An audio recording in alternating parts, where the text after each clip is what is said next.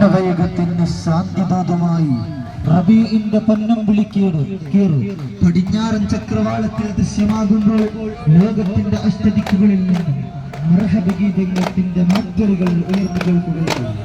അധമസഞ്ചാരത്തിന്റെ പര്യായമായിരുന്ന 6-ാം നൂറ്റാണ്ടിൽ അറേബ്യൻ സമൂഹത്തിൽ നീതിയുടെയും സത്യത്തിന്റെയും കാവലാളുകൾ എന്ന പദവിയിലേക്ക് കൈപിടിച്ചാനയിച്ച പുണ്യപൂങ്കവർ മുത്തു മുഹമ്മദ് മുസ്തഫ സല്ലല്ലാഹു അലൈഹി വസല്ലമയുടെ 1499-ാം ജന്മദിനാഘോഷത്തിന്റെ ഭാഗമായി അൽ മദ്രസത്തുൽ അഷ്റഫിയ കമ്മിറ്റി ഭാരവാഹികളും രക്ഷിതാക്കളും മുസ്ലിം ജമാഅത്ത് പ്രവർത്തകരും എസ്എസ്എഫ് പ്രവർത്തകരും എസ്ബിഎസ് പ്രവർത്തകരും അണിയിച്ചിരിക്കുന്ന വിദ്യാർത്ഥികളും രക്ഷിതാക്കളും ഉസ്താദുമാരും അണിയിച്ചിരിക്കുന്ന നബിദിന സന്ദേശവാരിയാണ് ഈ വൈകാരിയെ ധന്യമാക്കിക്കൊണ്ട് കടന്നു വരുന്നത്.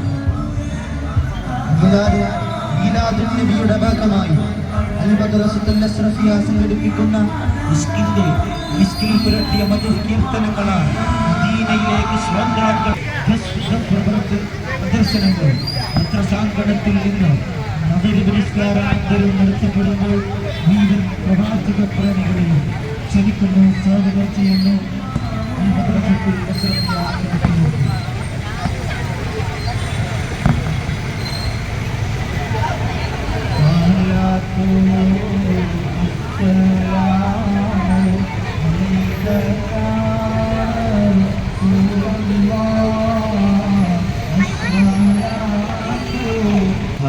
റസൂലാണ്, ഇലാഹിന്റെ നൂറാണ്, ഇരുജഗമലനാണ്, ഒളിവാണ്. ആദി റസൂലാണ്, ആദിജ്യോതി അനുപമവാദി, അഴകാണെന്റെ നബി, അതിരുകളില്ലാതയമിത് നേരിൻ വാഹകരെന്റെ ഹബീ. ആദിജ്യോതി അനുപമവാദി, അഴകാണെന്റെ നബി, അതിരുകളില്ലാതയമിത് നേരിൻ വാഹകരെന്റെ ഹബീ. അജബുകൾ ഒഴുകിയ സാഗരമേ ആ തിരുസന്നിധിയേ, അതിൽ മിക മാതൃക നായകമേ, അരുളിയ ജീവിതമേ, ഒരു തരിശക്കില്ലാത്തൊരു ദീനിനെ നൽകിയ നായകരേ.